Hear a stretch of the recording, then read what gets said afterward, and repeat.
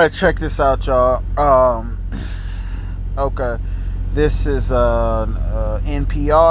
Okay, lawyer made famous in O.J. Simpson trial steps away from Nipsey Hussle case. Okay, an attorney who became a household name prosecuting O.J. Simpson for murder in the mid 1990s will no longer represent the man accused of killing beloved hip hop artist Nipsey Hussle in March. Okay, Christopher Darden, a longtime litigator and famous attorney with the Los Angeles County District Attorney's Office, announced he was stepping away from the case, citing threats against him and his family. Okay.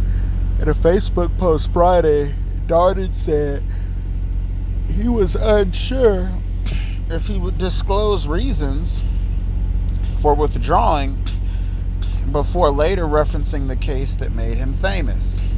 Just as they were in 1995, cowards never change. These days, these cowards don't send letters. Instead, they sit anonymously behind keyboards threatening a man's mother and children.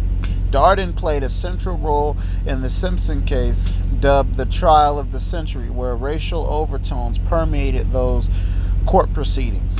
At the time, Simpson was a prominent African American accused of killing his former spouse and her companion, who were both white. Okay. Darden, who was also black, was labeled a traitor and a sellout for being on the legal team attempting to put Simpson behind bars.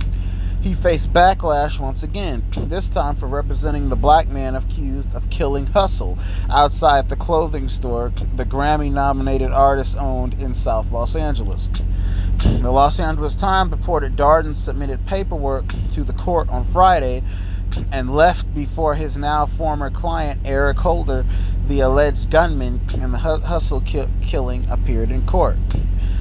The Times continued. Darden filed his motion to withdraw and left the downtown Los Angeles courtroom before Eric Holder appeared, wearing a yellow jail shirt and blue pants, his wrists shackled to a chain around his waist. Okay.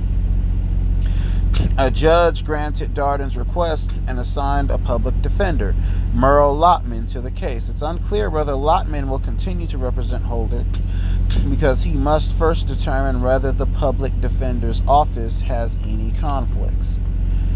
Okay. In his Facebook post, Darden also referenced some of America's darkest history to argue that the right to legal counsel is a constitutional right. Okay. After centuries of a history of black men hung from trees without trial, or after the thousands of cases of black men tried, convicted, and executed without counsel, I cannot understand why in 2019 some people would deny a black man his Sixth Amendment right to counsel of his choice, or why defending such a man should invite threats not only against me but against my children too. Okay. Darden vowed that threats will never deter him from his mission, adding, "The struggle continues." Okay.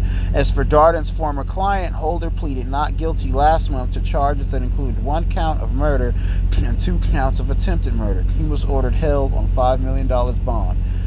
Hussle, who was born Ermias Ashdown, was killed in late March. As NPR reported, he was widely respected in the hip-hop world, not just for his musical contributions, but for the hustle ethic personified in his chosen stage name. In his early years, Hussle came of age as a member of the Rolling 60s Crips street gang, but overcame those obstacles to earn a Grammy nomination last year for his Victory Lap album. Hey, Hussle was 33 years old. Okay, so let me know what y'all think about this, about Chris Darden dropping the Eric Holder case. I'm going to continue to provide coverage on this case, because not a lot of people on YouTube are really doing that. But I'm going to continue to provide coverage on this case, and I want to get y'all's opinion on this. Let me know what y'all think. Peace.